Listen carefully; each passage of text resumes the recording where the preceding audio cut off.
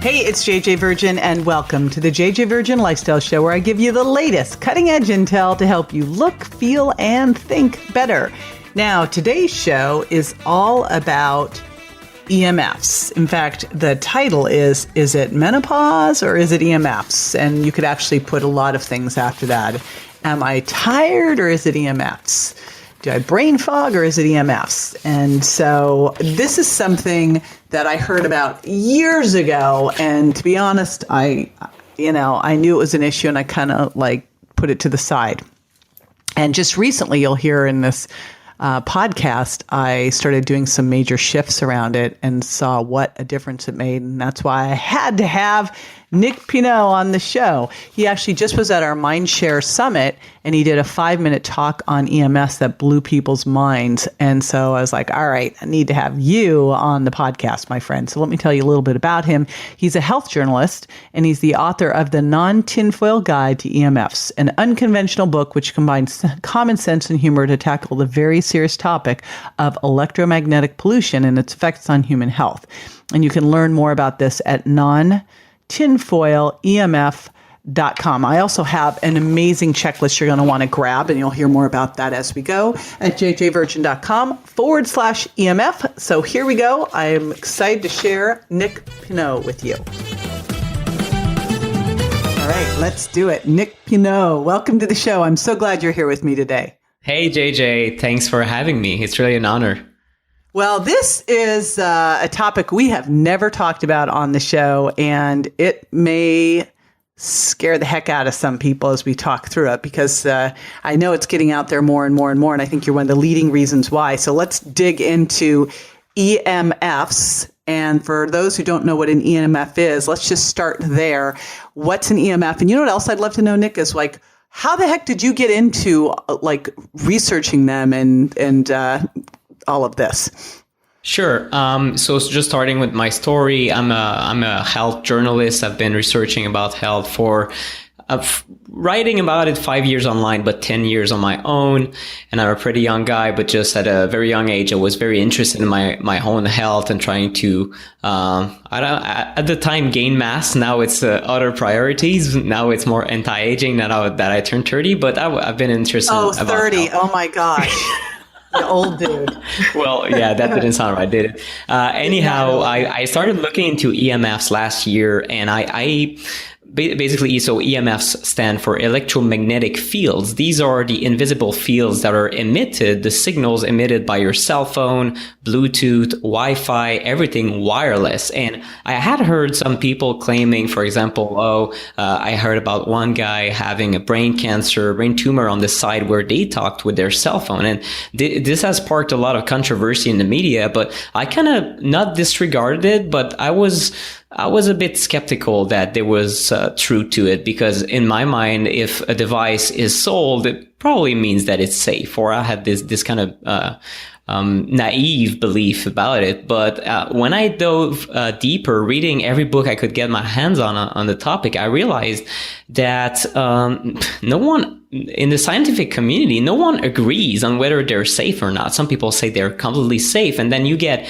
other countries removing Wi-Fi from schools because they've seen studies where it might cause issues in kids, ADHD and developmental issues. And when it comes to even cell phone use, you get a lot of studies showing that maybe it increases our brain cancer risk. So that got me very concerned. And then I ended up spending thousands of hours researching everything and writing a book about it, because I wanted to tell my friends, tell my family the truth about these devices and most of all, what we should do differently about them, not throw them away. I have a computer in front of me now. I have my cell phone that I'm using as a hotspot right now. It's not ideal, but I'm still using technology. I'm not advocating that we go back to the Stone Age or anything. My message is that we should use these devices in a different way. Because right now they haven't been conceived to be right next to your head. That's basically my conclusion after thousands of hours of research. The big question then, and what I love that I just heard from you is the first time I started to hear about this, it kind of was like, okay, well, go back and live out, in the woods and leave all of this alone. And it's like, well, okay, that's not really realistic. And I know you're going to tell us like how we can coexist as healthily as possible. But right now, like what are the worst things that we're being confronted by? Well, the number one source, a lot of people talk about exterior source. We hear about smart meters and cell phone towers being like citizens fighting over cell phone towers being installed and all this. But don't forget that the biggest source is the one that's closest to your body. And it means your own cell phone or tablet or even your laptop computer that you might use on your lap. So my number one advice that I give in my book is put 1 foot of distance between you and the device at all times. So that means, of course, you cannot put a cell phone next to your head if you want to create distance. So it means, for example, I use Apple earbuds or any kind of headphones wired to talk on my cell phone, and then I simply hold it in my hand. And when you carry it on your body, for example, as a man or even as a woman, we have something very sensitive, our reproductive organs. And when a man put cell phone in their pockets, study after study show that their sperm count is greatly affected. And I can only think what is happening on a testosterone level, testosterone production, or even women when it comes to their hormonal disruption that can happen if you carry your cell phone all the time close to your body. So instead of keeping it in your pocket at all times, every time you're carrying it around, you can use a back pocket. But when you're done with your traveling, maybe now you're sitting in your car, just put it away. Just having this reflex, this new habit of putting it away. And what most people don't know is that at one, right next to your ear, let's say you have 1 unit of radiation, well, you have 90% less at 2 feet. So it drops off very, very quickly. Wow. So yeah, it's exponentially with distance. So it's just something, even at 2 inches, it would be way better than right next to your ear. It's way less radiation. So create distance is really the number one thing to do, how to handle these devices. And when it comes to this laptop, for example, 4 hours in one study of laptop use has shown a reduction of 25% in sperm count and motility in men. So it's kind of attacking your most vulnerable parts, and it might also do something to your gut, because all this radiation is going towards your stomach and your reproductive organs. So what I advise is just don't use a laptop like it sounds. It's not a laptop. It should be just a tabletop. You should use it like a normal computer, or you could use some sort of shield that a lot of good companies have come up with, some products where you can put your laptop on top of them and then it shields your body against these EMFs. Yeah, they really shouldn't call it a laptop, should they? That is so key. And I just think about all the times that I will shove my cell phone like in my Lululemons, which is super not good. If I'm going to the gym, I'm like, So we need a really cool laptop holder or a cell phone holder that can protect you. Because I catch my kids putting it in their pants pocket. I'm like, don't do that. It's not ideal. So if you do that and you're just on the move, you could put airplane mode. This is not something I forgot to tell you about, but airplane mode is really, it should not just be used. It should be called like everyday mode. You should be on airplane mode by default. And then something I share quite a lot is this idea that instead of having your devices always on and sometimes off, like we do right now, like we close our computer, maybe because a computer or cell phone when we want to have a quiet conversation in a restaurant. This is a kind of technological hygiene that we expect from each other now, I think, in society. Well, it should be the opposite. It should be always off and sometimes on. So that way we're exposed to way less radiation. And of course, I understand you have kids, JJ, and I'm going to have a kid soon. Actually, I'm going to be a new dad. So when your kids are away and you want to receive a call at night, you keep your cell phone open. A lot of people don't have landlines these days. So in that case, just create create as much distance as possible, because your cell phone, even right next to your bed,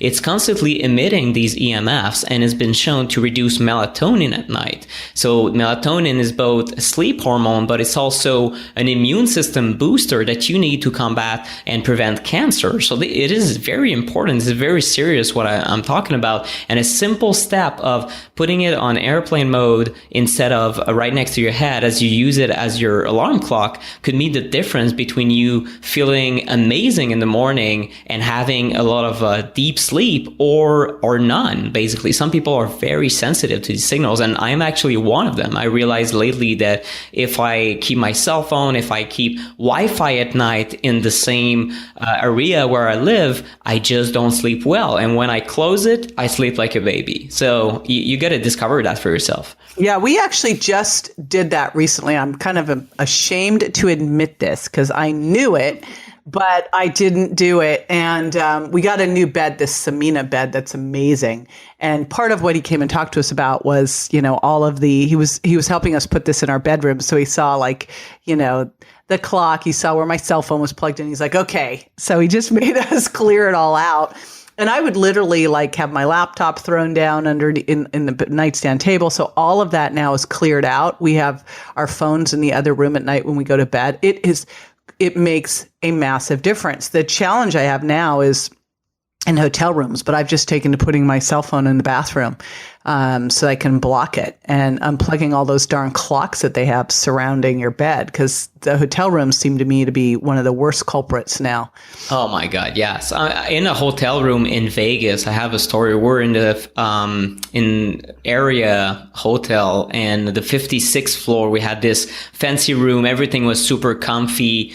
We were ecstatic about it. And then I looked at my EMF meter. I have a meter that detects these signals and that shows you levels, and they were off the charts. And I was like, what's happening here? It turns out the phone that they put right next to my head at night was emitting the equivalent of about 5 cell phones. I kid you not. It was just crazy. So you cannot sleep in this kind of environment. And it turns out it was plugged into the wall and I couldn't remove it. So I tried to create distance, and I ended up looking a bit crazy, I think, when the maid came in to watch our stuff, because I wrapped it in aluminum foil. And because actually aluminum paper is one way to shield against EMS, believe it or not. So it's actually, there's something to it. But so I wrapped this whole thing as if it was a hot potato ready to go to the barbecue, and it actually worked. The levels were way, way down. So maybe bring aluminum foil on the travels. I don't know. I do actually now. So all right. Well, that's a good little hack is airplane mode. Yeah. And then aluminum foil on your travels. Those are a couple of ones that are important, because honestly, the sleep one blows my mind what a big difference it is. You talked about, you started talking about the hormonal issues, but can you go into that a little bit deeper? Or is there research on it? One of the things that you talked about was what this can do with PMS and libido. So what all have you heard there?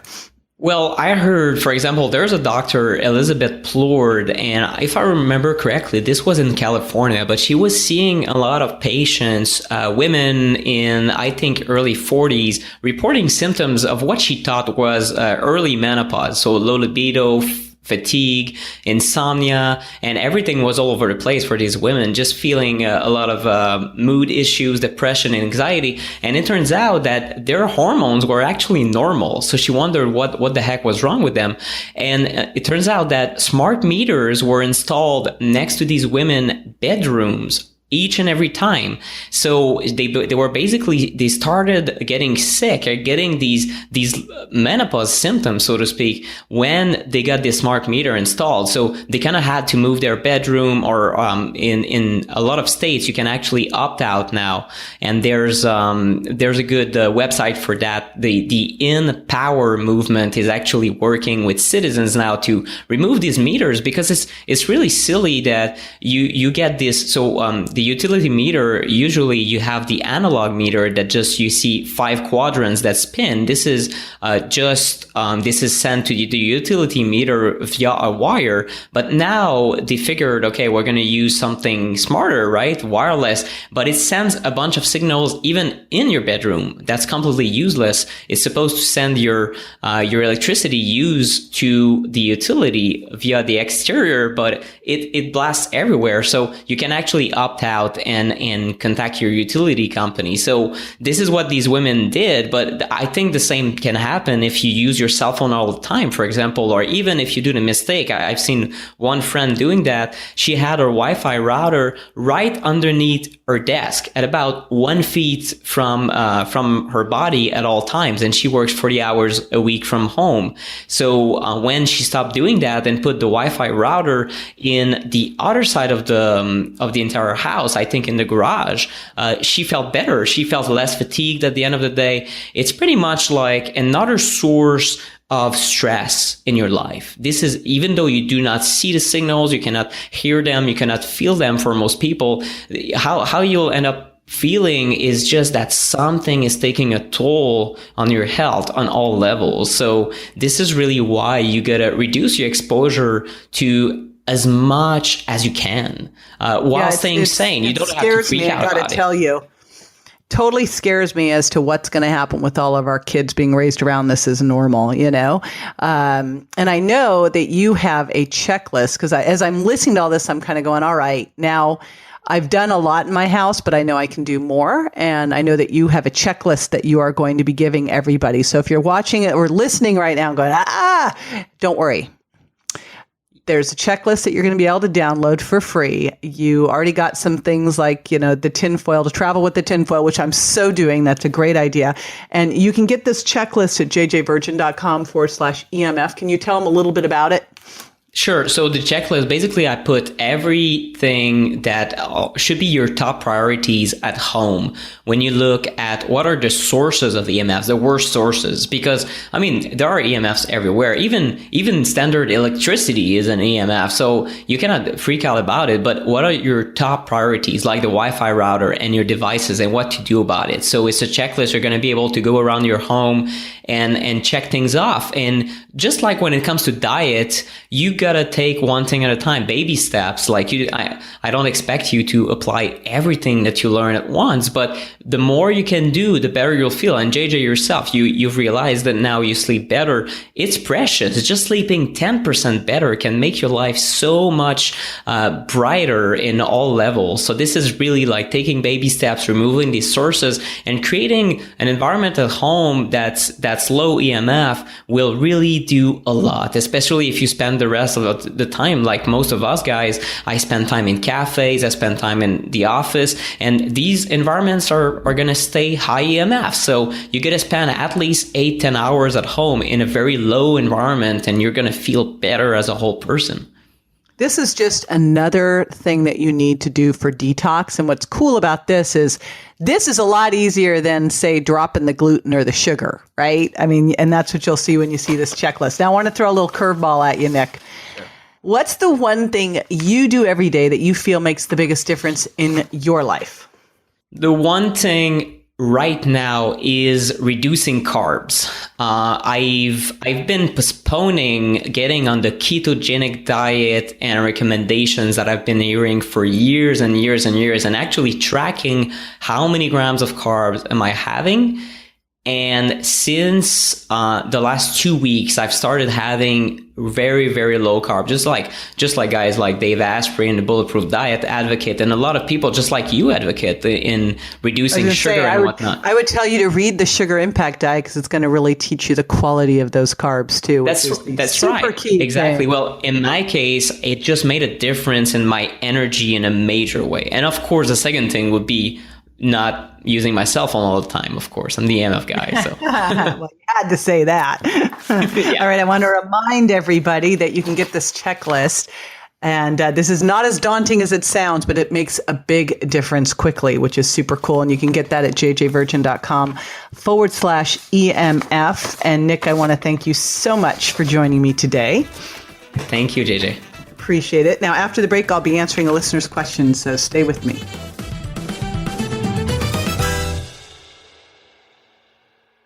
If you're over 35 or under stress, you might not be digesting protein well, and you may decide to take an enzyme product. But if you think all enzyme products are basically the same, here's the truth. Most digestive enzymes help your body digest everything better. Sounds great, except for one thing. When you speed up carbohydrate digestion, you're actually raising your blood sugar, which is not good. JJ has included a special ingredient in her digestive enzymes that slows and even blocks some carbohydrate digestion while supporting protein digestion. Visit jjvirgin.com/products and give JJ's digestive enzymes a try today. Welcome back. This is the time where I answer a listener's question. And today's question comes from Trisha in Salt Lake City. Now, I go searching through our Facebook, Instagram, Pinterest to find the best questions for each podcast, ones that fit in really well. And this one from Trisha is fantastic. She says, JJ, I recently cut sugar out of my diet. Now I'm just tired all the time. Do I go back and eat the sugar? Do I need B vitamins? What gives? All right. So couple things to think about here, Trisha. And when I wrote the sugar impact diet, and I'm hoping that when you cut sugar, that you actually use the sugar impact diet. Because Nick talked about here, I'm cutting my carbs. Well, remember, all carbs except for fiber, which is not digestible, everything else turns to sugar. So you can either eat sugar, which you're mainlining it then, or you can eat the other carbs and they turn to sugar and you make it slowly from the foods you eat. So you really want to know, because all carbs, again, are carbs, all sugar are actually carbs. You really want to know the quality of those carbs and what kind of sugar impact they have on your body. That's why I was kind of ribbing Nick, because it's like cut carbs lower, but really look at the quality there of what you're eating. It's very different to eat, say, some whole wheat pasta versus some lentil pasta versus some spaghetti squash pasta. It's very different to eat white rice versus wild rice. So that is why I really focus on the quality of the carbs. And one of the things I teach in the sugar impact diet is that you want to slowly lower your sugar impact. If you've been eating a higher carbohydrate diet with some sugar, first you go from high sugar impact foods down to medium sugar impact foods while increasing your protein so it's at optimal levels and adding more fat. And then you lower it down from there, making sure you've got the trifecta on your plate of healthy fats, clean protein, and non-starchy vegetables and low carbs. So you get the fiber, fat, protein trifecta that gets your blood sugar controlled.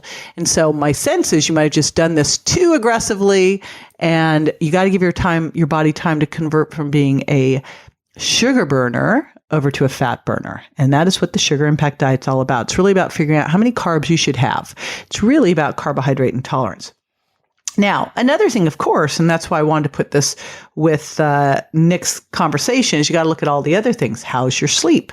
What's going on with nutrients? So do you have any kind of nutrient deficiencies?